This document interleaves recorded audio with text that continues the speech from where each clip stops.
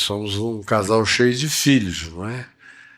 Quando nós casamos com 7 filhos e uma neta. Aí Jesus levou um filho, com 22, aí ficamos com 6. 3 meses depois de Jesus ter levado o Lucas, nós mudamos para cá, iniciamos a primeira reunião do Caminho da Graça na casa da Dona Magnólia, mãe do Rômulo, ali no Lago Sul. E fizemos 2 ou 3 em casas, fomos para o Hotel Fenícia, fizemos de quarta a domingo lá, uma multidão de muita gente, fomos para o Colégio Dom Bosco, uns 2 domingos, no máximo 3, e aí nos mudamos para o Teatro La Salle, onde ficamos 8 anos. E de lá fizemos algumas outras viagens em auditórios, teatros, escolas, casa, um lugar lá ali perto da Cidade do Automóvel, na Cidade do Automóvel, e muito tempo na minha casa. Tanto na quarta-feira à noite, naquela tenda da frente, que era muito charmosa, e quanto lá no jardim da minha casa durante anos.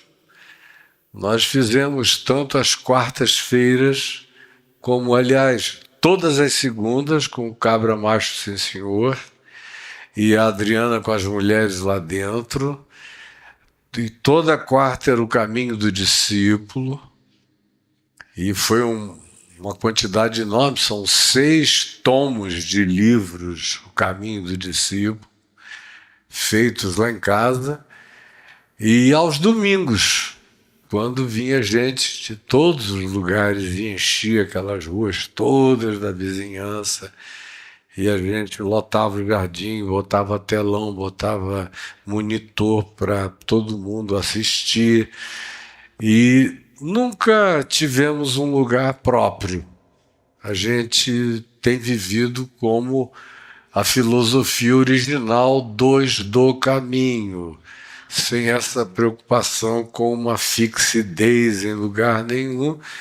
E, surpreendentemente, nós atravessamos a pandemia inteira sem uma reunião, só no virtual, e quando recomeçamos, as pessoas estavam prontas para recomeçar, significando que o que existe entre nós, a cada reunião, o nível de maturidade é grande de todo mundo ficou livre da religião, livre da culpa dominical, livre do pânico do dízimo, livre do serviço a Deus pelo medo do juízo, do inferno, ou pelo prêmio da prosperidade, da teologia da prosperidade, ou por qualquer que seja a alienação, estilo ópio do povo. Tenho agora uma mansão celeste, por isso eu vou me comportar durante esse tempo aqui na Terra para eu poder dar um Taj Mahal celestial. Todo mundo ficou livre disso, inclusive livre para me escrever e dizer: vou sentir a maior falta hoje, mas eu não vou poder ir porque eu vou assistir o Roupa Nova. Aí eu digo: tá ótimo, faz muito bem, aproveita e leva meu beijo para o Nando, que é teu irmão na fé e você nem sabe ainda, vem se convertendo comigo nos últimos 5 anos, e é amigo querido que vem na minha casa, que fala comigo toda hora, que, enfim, já está começando a se envolver com o nosso orfanato lá na Nigéria, e não tem ninguém sabendo disso aqui, nem as pessoas que estão lá indo assistir o show do Roupa Nova. De vez em quando faz umas músicas inspiradas em palavras que ele ouve da minha parte, aí me manda: essa aqui eu fiz inspirada naquela pregação. E aí não precisa colocar nomenclaturas religiosas, nem apelidos de Deus, mas o conteúdo está todo ali, para quem sabe identificar a mensagem do Evangelho.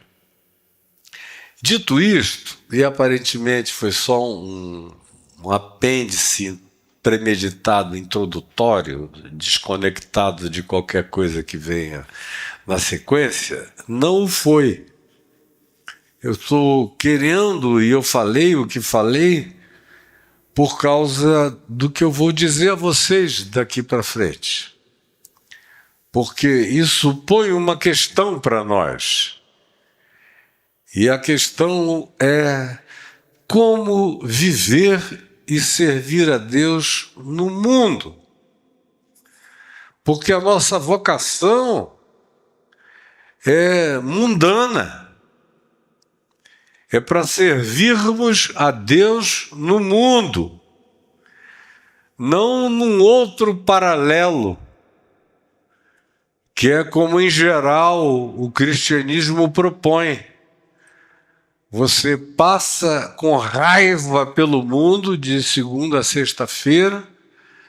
Quando a raiva é muito grande, você vai a uma reunião de oração na terça, a um culto de doutrina na quarta, frequenta alguma coisa para casais ou para jovens ou adolescentes no sábado e passa o dia ocupado, longe do mundo, o domingo inteiro, de manhã, de tarde, de noite, para voltar zangadamente para o mundo na segunda-feira e praticar esse mau humor carregado de juízo, de olhares superiores, de supremacismos religiosos, de antagonismos variados, de ideologismos incompreensivelmente burros para a maioria dos pensantes à sua volta, e você angustiadamente se declara um ente santificado,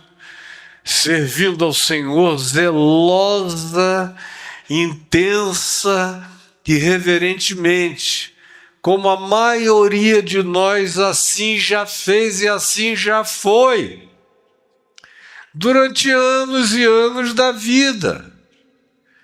Prova disso é que enquanto eu estou falando, eu só ia ouvindo as cabecinhas concordando e os sorrisozinhos se esboçando cada vez que uma designação das mais simples foram colocadas por mim nessa conversa introdutória. Mas isso nos levanta essa questão. Se Jesus disse, Pai, eu te peço que tu não os tires do mundo, mas que no mundo tu os livres do mal, como é que eu posso viver no mundo livre do mal? Amando o mundo como Deus amou ao mundo de tal maneira que se deu em Cristo, diferenciando o mundo, sociedade humana, que é esse, que é objeto desse amor manifesto, expressa, sublime e suprema e superlativamente na cruz de Cristo.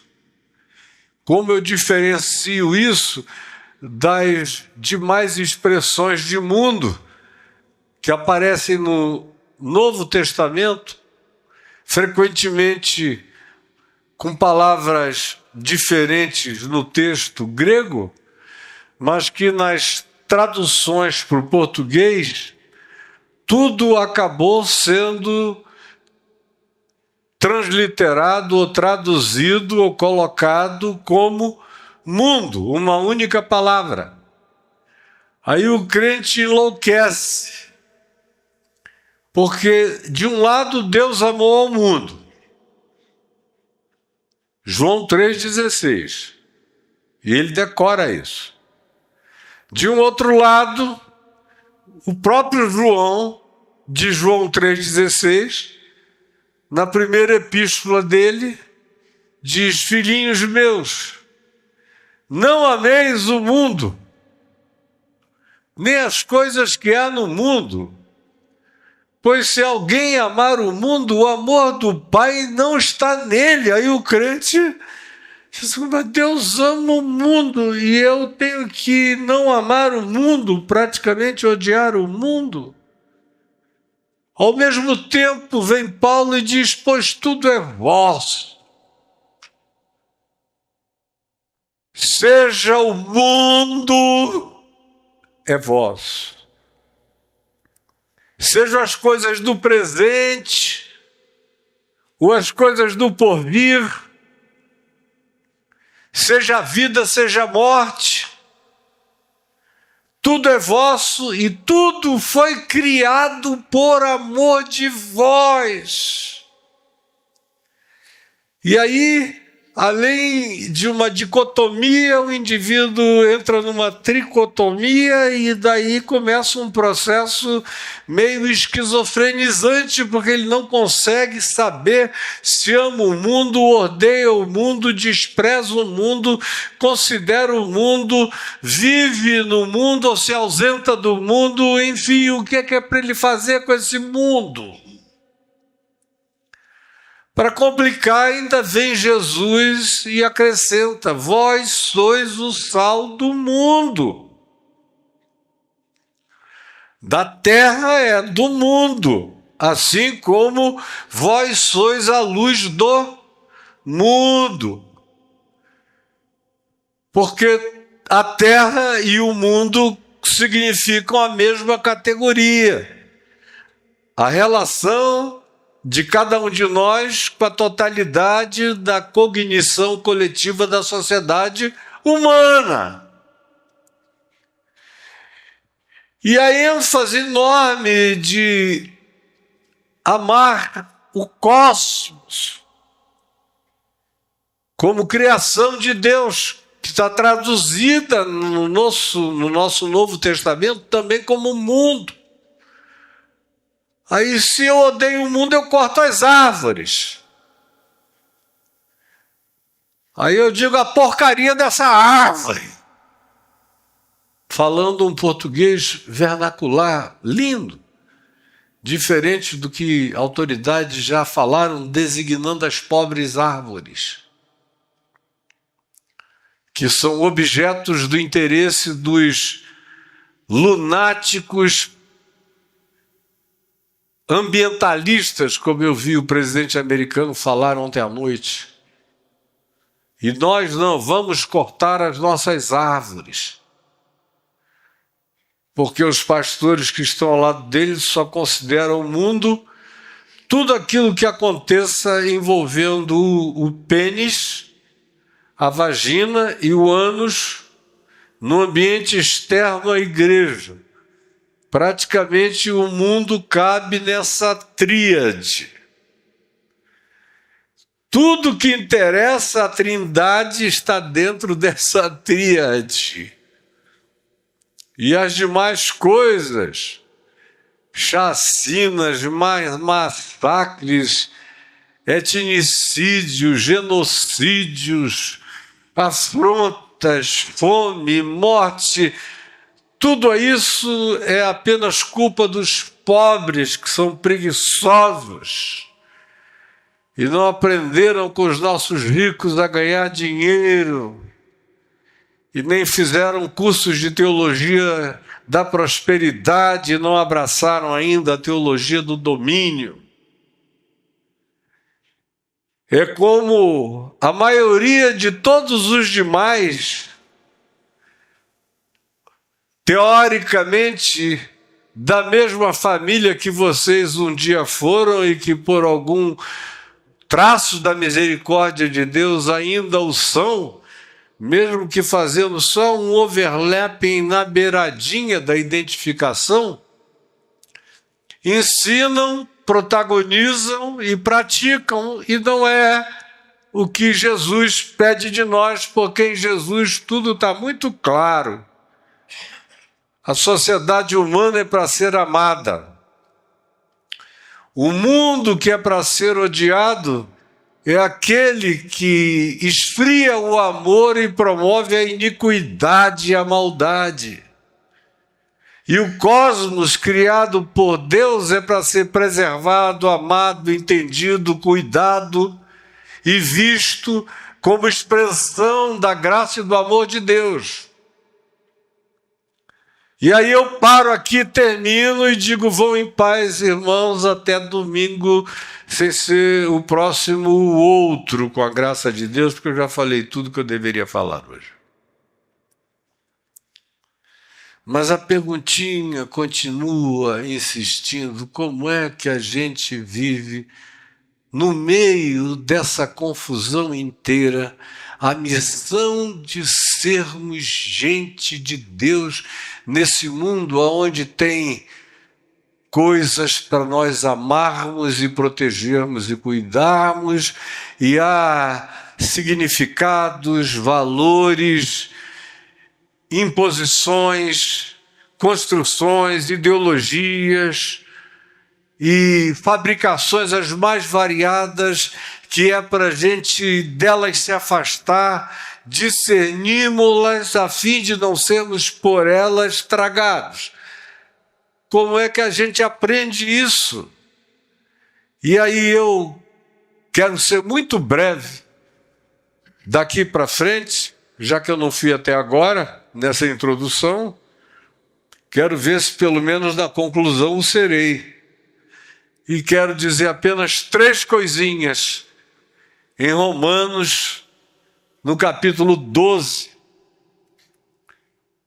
quando o apóstolo Paulo, já iniciando no capítulo 11, do verso 33 em diante, começa exaltando a profundidade da riqueza, da sabedoria, do conhecimento de Deus, das insondáveis manifestações dos seus juízos como ciências de compreensão, é o significado, e as inescrutáveis manifestações cósmicas e transcósmicas e na natureza como um todo, aonde quer que haja entidades existentes, que ele manifesta na tessitura, na construção, na arte de maravilha linda de todas as coisas que ele criou,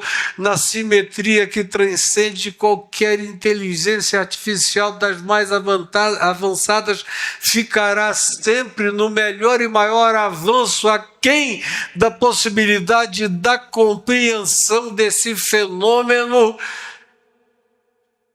que a gente apelidou de realidade e que todo dia se torna maior do que a nossa própria compreensão. Quem, pois, conheceu a mente do Senhor? Quem? É um teólogo, estudioso aqui de doutrinações bíblicas, fazendo sistematizações, é que conheceu a mente do Senhor? São filósofos, pensadores. Quem conheceu a mente do Senhor? Ou quem foi o seu conselheiro? Quem tem algum pitaco a dar para melhorar a criação desse Criador em todas as dimensões de todas as coisas existentes que nós, na nossa cegueira, não conseguimos ver e na nossa incapacidade de entendimento não conseguimos sequer imaginar? Alguém tem algum pitaco a dar? Ou quem primeiro lhe deu a ele, para que agora lhe venha a ser restituído? Olha, muito obrigado pela dica que você me deu. Eu vou te dizer quem vai ganhar na loteria esportiva para você ficar o meu filho mais próspero do país.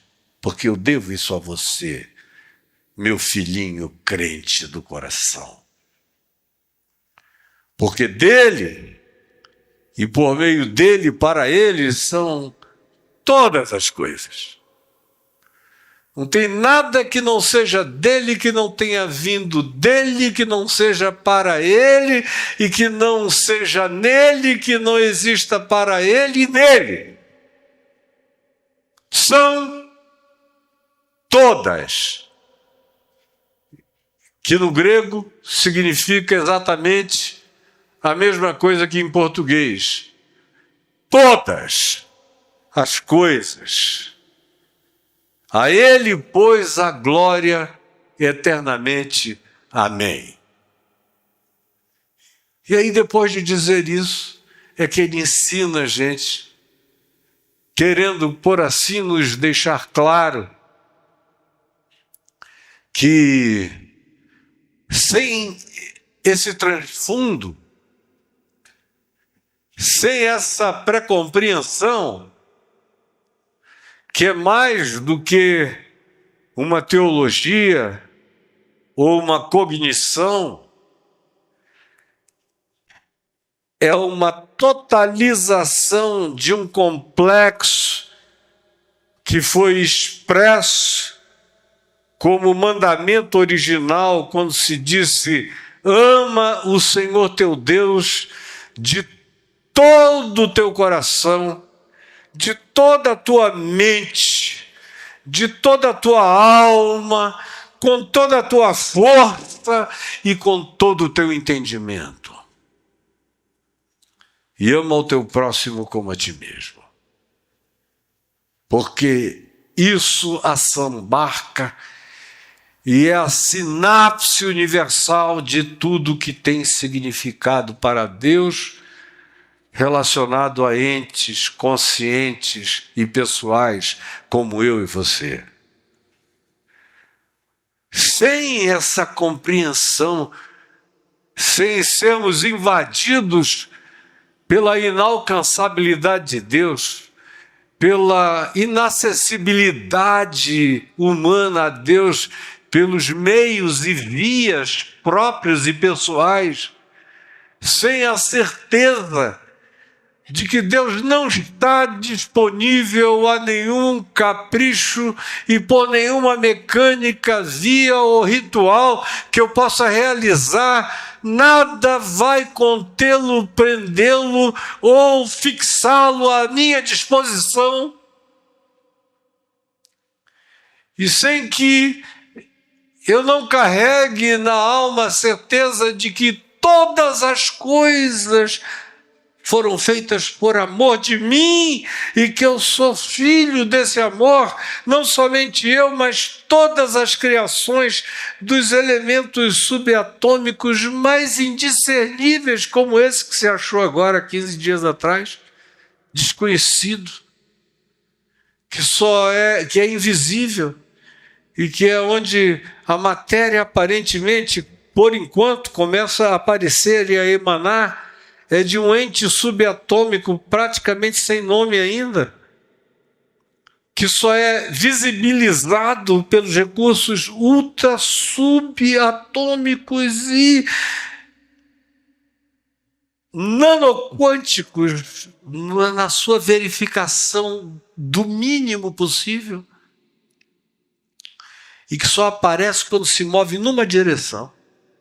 Não é como as outras, que movem-se em qualquer direção, podem ser visibilizadas e um único elemento vira dois, e sem alteração de necessidade de viagem no espaço-tempo, ele simplesmente é, em lugares diferentes, o mesmo. Agora tem esse, que só aparece quando viaja numa direção, descoberto há 2 semanas atrás. Até essa coisinha aqui, ou sobretudo essa coisinha aqui, quanto menor, mais valiosa, é objeto desse amor criador. E eu também, você também, e todas as coisas criadas também. É o que Paulo está tentando dizer nesse capítulo 11, do verso 33 ao 36, encham-se da consciência desse amor para vocês poderem viver no mundo. Por quê? Que eu sei que isso é uma introdução ao que eu lhes propus falar agora. Porque na sequência, vinculadamente a isso, inextricavelmente vinculado a isso, ele diz: rogo-vos, que é um apelo visceral, que é algo que se vincula à intercessão do Espírito Santo, ao Paráclito, uma espécie de paracléu. Rogo-vos. É aquela coisa que vem da entranha mais profunda, porque tem que vir de uma consciência que transcenda meu próprio entendimento, mas penetra em mim. Quando isso me atinge, eu posso começar a responder à vocação divina que Paulo expressa, dizendo: rogo-vos, por causa desse amor, por causa da indizibilidade de todas as coisas, por causa da transcendência e da incompreensibilidade de toda a criação, por causa da grandeza e da infinitude de tudo que nos cerca e no que nós somos, sem nem entendermos. Por causa disso, eu imploro, a palavra rogo-vos imploro-vos visceralmente, por causa disso, irmãos e irmãs. Por causa desse amor, por causa da criação que redunda disso tudo e que é um ato de graça. Ele não criou para ter companhia, nunca criou ente algum por causa de solitude ou solidão, mas por causa de misericórdia, porque o amor dá luz. O amor dá luz. O amor se esvazia e cria e cria e cria e cria. Rogo-vos, por causa dessas misericórdias entranhadas nas quais o próprio universo e todos os universos estão fundamentados, e todas as criações, misericórdias de Deus. E aí vem o primeiro conselho dele sobre o que eu tenho que ter em mim para aprender a ser esse ente de Deus, dessa complexidade do mundo. Pré-condição absoluta é carregar essa consciência.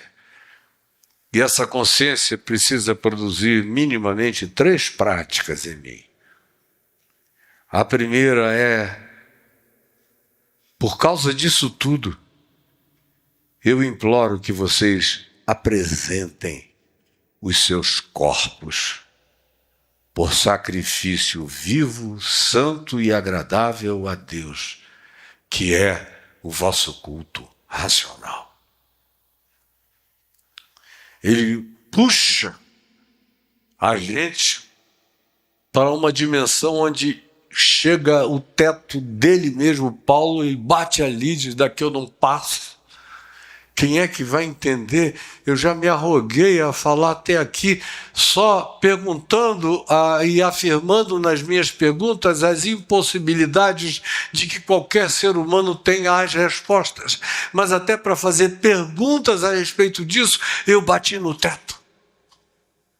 Eu só sei que tudo isso é fruto de amor, de misericórdia, e que a criação é amor e é misericórdia, e que a minha vida é fruto de amor e de misericórdia. Há um sentido, eu sou filho de um significado. E o apelo é esse. Primeiro elemento que você tem da maior obviedade é a percepção da sua espaço-temporalidade, da sua corporalidade, da sua fisicalidade, do seu ente visível, que tem a capacidade também de fazer um loop, olhar para si mesmo e se enxergar e ver um coração, sentir, ter emoções, se perturbar com consciência ou ser validado pela consciência. Tem um mundo para dentro de mim, tanto quanto existe um mundo para fora de mim. E eu sou a síntese dessa consciência, estou vivo aqui com 70 anos de idade, na presença de vocês, com uma vocação: me apresentar, me oferecer. Fizeram isso por mim quando eu nasci, eu não sabia. Meu pai agnóstico me ofereceu. Eu já contei essa história aqui. E eu não sabia. Eu vivi sem saber que eu era um oferecido a Deus. Até o dia que ele veio e falou: chega, agora é minha hora. Me deu-lhe um pescoção, me pegou, me patolou, me botou na cara dele, falou: os dias da idiotice passaram e agora chegou a hora de você se entregar lúcido, com o melhor da tua lucidez que eu te dei. Praticar um culto racional, que é sabendo que você tem essa origem cheia de significado, qual é a única razão possível? Viva uma vida carregada desse significado. Esse é o culto racional e entregue-se a isso. Apaixonadamente, lucidamente, obstinadamente, resilientemente, perseverantemente, sem recuo e sem retrocesso. O que eu imploro é isso: que você se entregue, que você se apresente, que você bata continência para o significado da sua existência.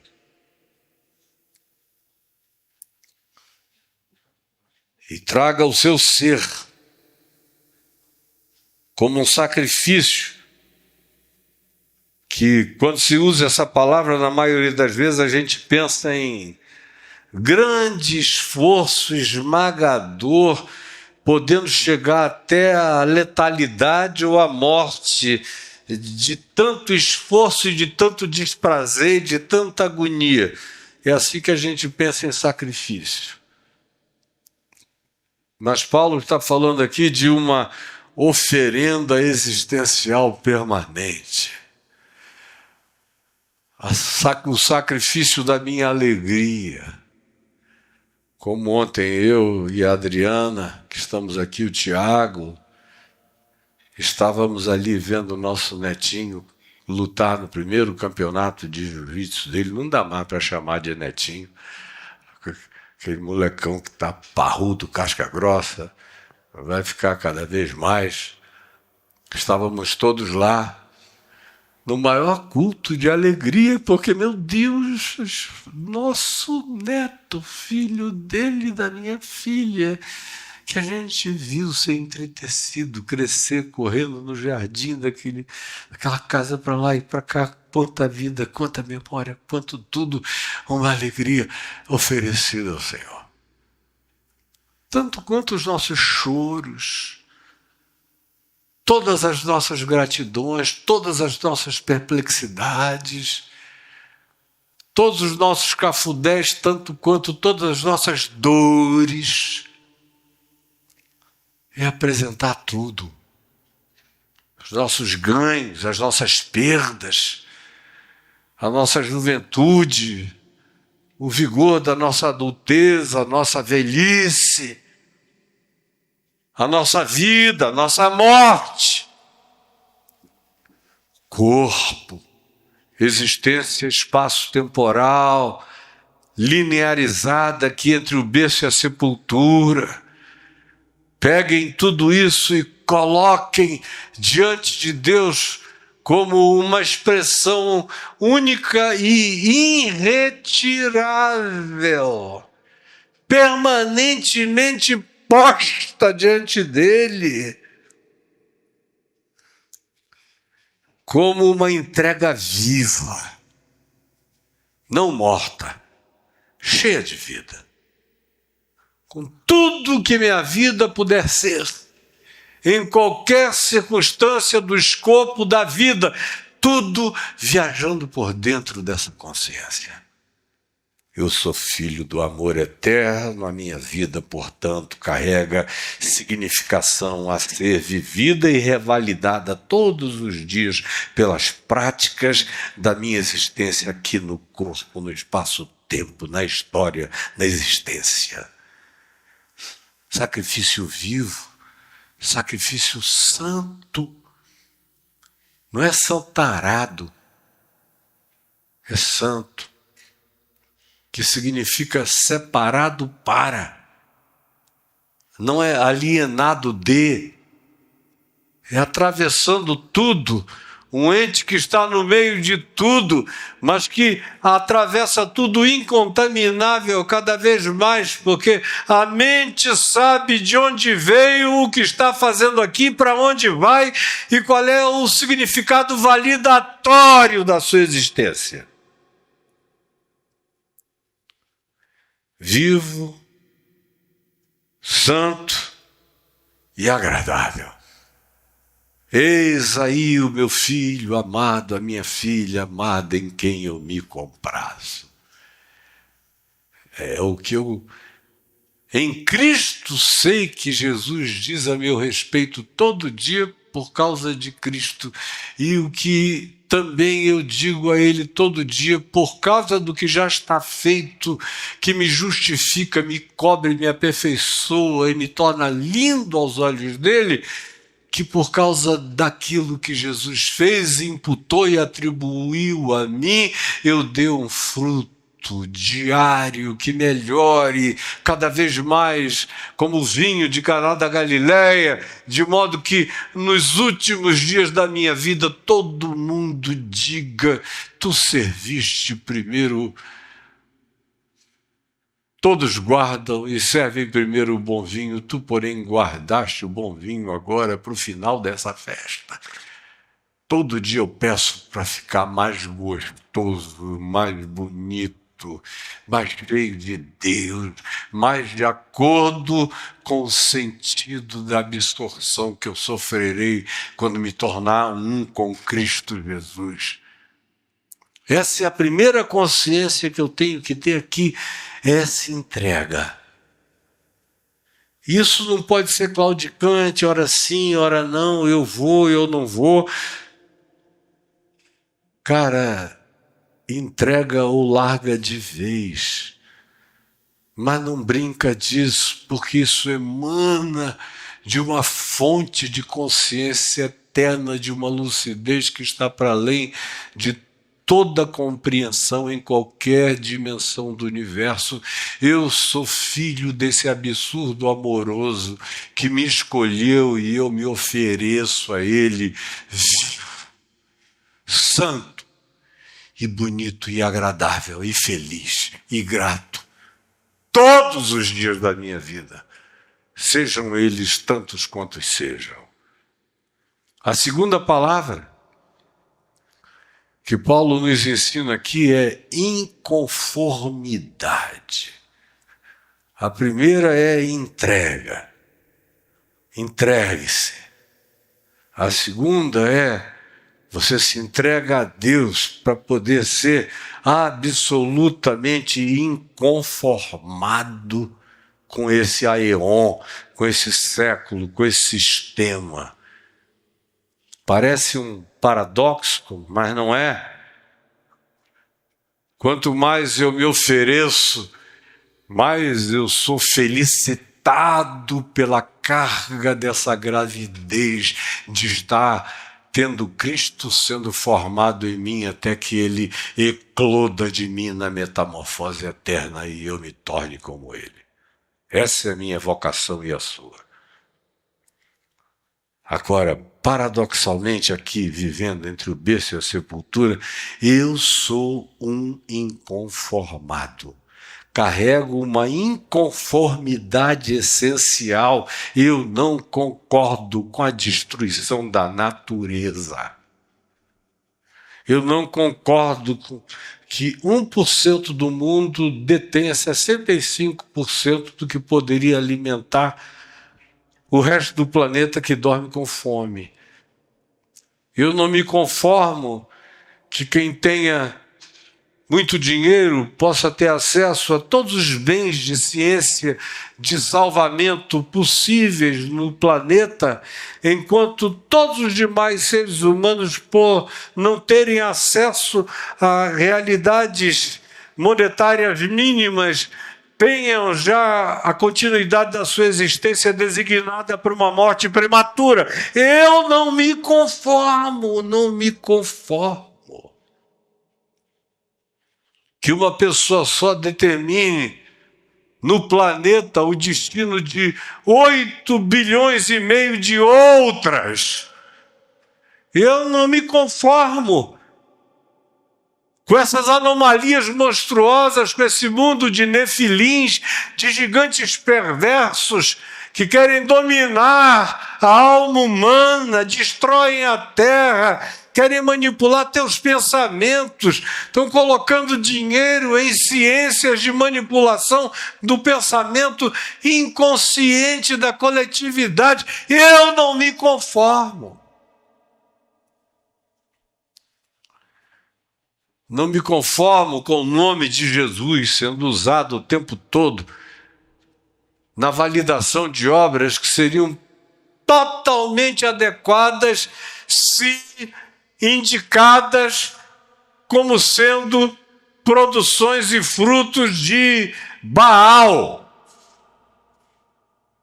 de Astarote, de Belzebu e de filhos de Belial, como diz o Velho Testamento. Eu não me conformo com o culto a um Jesus que é exatamente um diabo em si, entronizado, com todas as temáticas das ofertas do diabo a Jesus e que por ele foram rejeitadas como tentação e que por essa igreja e pelo cristianismo são abraçadas como bênção. Eu não me conformo. Eu prefiro ficar sozinho, eu prefiro não ter nada. Meu nível de inconformação carrega essa radicalidade. Tem gente que diz, por que o senhor tocou nesse assunto, reverendo? O senhor deve ter perdido uns 1000 aqui. Cara, eu não estou nem aí. Você não está nem entendendo o que eu sou, quem eu sou, de onde eu venho, para onde eu vou, o que eu carrego, e você está pensando que eu estou fazendo contabilidade de galinheiro. Quantas galinhas entraram, quantas galinhas saíram, quantos galos, não sei o quê. Isso é para a tua vida, não para a minha. Eu tenho uma vida, você quer ter uma existência e quer que eu tenha apenas uma existência. E eu não tenho só uma existência, eu sou um ente da vida eterna. Isso produz em mim um olhar de inconformidade com tudo aquilo que não bate com as pautas do amor de Deus expressos, revelados e afirmados em Jesus e no Evangelho. Então, para viver neste mundo, eu tenho que ter essa consciência eterna da gravidez do que está sendo proposto e fabricado e produzido e engendrado em mim, e tenho que ter aquela primeira atitude de, em sabendo disso, me ofertar para completação disso tudo em mim no espaço-tempo. A segunda realidade, eu preciso não ter medo de viver a minha inconformidade e de praticar aquilo que a minha consciência do Evangelho me ensina que é o que Jesus gosta que eu faça. E você também. E a terceira e última palavra é transformai-vos. Transformem-se. Ofereçam-se Sejam inconformados com esse aeon, com este século, com essa ordem de coisas, com essas terras da vida, com essas guerras e ódios e dominações, e salvem-se dos bundões. Ao mesmo tempo, transformem-se. A gente está aqui como entes mutantes. Tem muita gente que diz: o Caio não é mais o mesmo. Graças a Deus, se não é sinal de que era um zumbi que tinha sido colocado num formol há 52 anos atrás. Eu estava lá, que era lindo, com 18, 19 anos pregando o evangelho do jeito que eu pregava. Mas depois de 52 anos não seria mais admissível, coisas outras tinham que crescer em mim. Cristo não podia ser apenas um feto em mim. O resto da minha existência, ele cresceu, está crescendo, está crescendo, está crescendo. Eu quero que ele cresça, que ele fique maior do que eu em mim. E em você também. Isso implica numa existência que não tem medo de mudar, de admitir os tempos, de admitir mudanças. Em geral, o inconformismo cristão é: hoje está todo mundo assim. Antigamente, pelo menos, tinha mais pudor. O cara era gay, mas escondia de todo mundo, a gente ficava mais confortável. Hoje em dia não, ele vem e fala. Eu não gosto disso. E eu não me conformo com isto.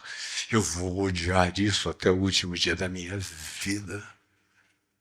E fica achando que isso é não se conformar com este século. Se conformar com este século é odiar. Seja lá o que seja. Se conformar com este século é absorver tudo aquilo que os cristãos estão absorvendo como devoção a Deus, enquanto ofendem o Espírito e o amor de Cristo pelas práticas que trazem de intolerância, de ódio, de apartheid, de separação, de juízo contra os outros. Isso não é se inconformar. Isso é justamente um trabalho de conformação com a maldade diabólico-planetária. A inconformação tem a ver com a prática do Evangelho de Jesus, andando no contrafluxo desse mundo que anda segundo o curso do príncipe da potestade do ar, do espírito que agora atua dos filhos da desobediência. É aquele fluxo que anda na direção da vaidade dos próprios pensamentos. Não se conformar com isso é, em nome de Jesus, com a mente de Cristo, andar segundo uma consciência que a grande maioria não possui, nem quer possuir, nem quer pensar a respeito, mas você não tem medo nem vergonha de encarnar e de viver. Agora, essa terceira palavra, transformem-se pela renovação da vossa mente. Abrir todos os pacotes ao invés de julgá-los de longe e de fora. Veja e procure humanidade, amor, compassividade, justiça, verdade, sinceridade. Não procure labels, nem bandeiras, nem estandartes, nem designações étnicas, nem políticas, nem ideológicas. Veja o que está acontecendo com gente, com a vida, com as reais necessidades humanas. E se você não sabia, saiba. Se você não entendia, entenda. Se você ainda não tinha alcançado, esforce-se agora e alcance. Se você pode mais, dê. Mas transforme-se, renovando o pensamento, o entendimento, a compreensão, a generosidade de mente e de coração, a tolerância, a inclusividade, a capacidade de abraçar sem medo, sem acepção e sem asepsia. Transformem-se nos pensamentos.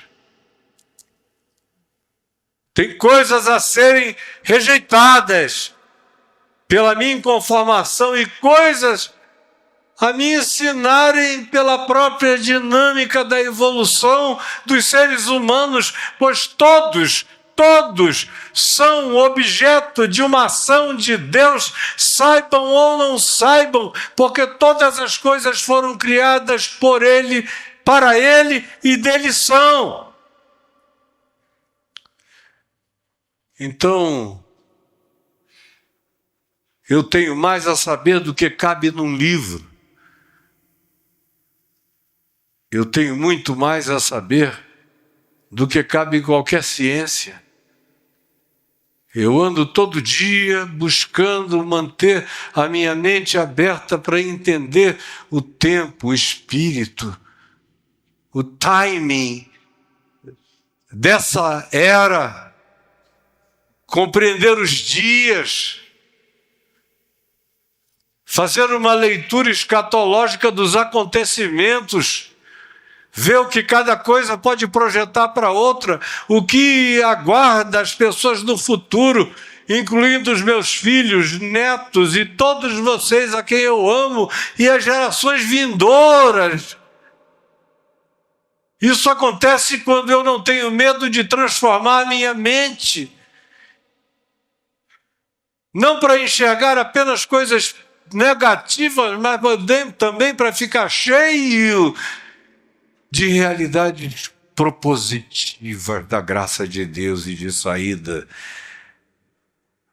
Quando essas compreensões simples me penetram, aí eu vivo num mundo com relevância. Pai, eu não te peço que tu os tires do mundo, tão somente que tu os livres do mal. Quem tem ouvidos para ouvir, ouça e faça bom proveito, em nome de Jesus. Amém e amém. Vamos ficar em pé.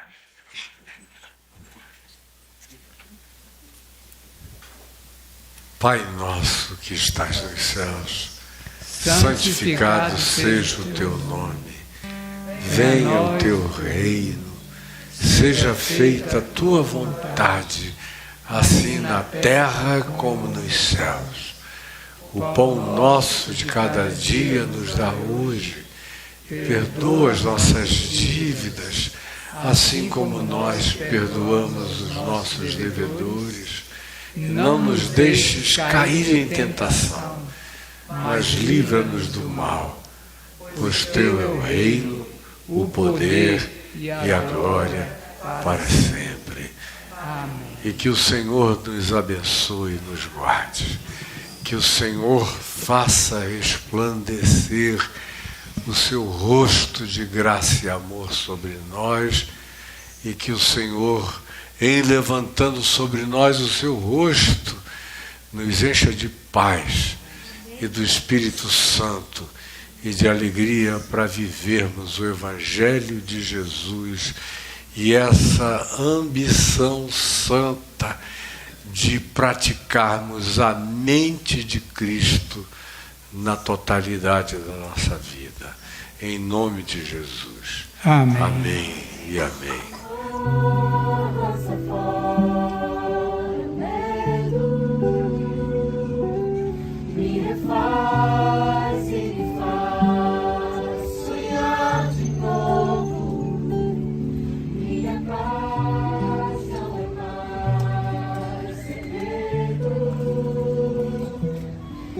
verdade os meus dias mais.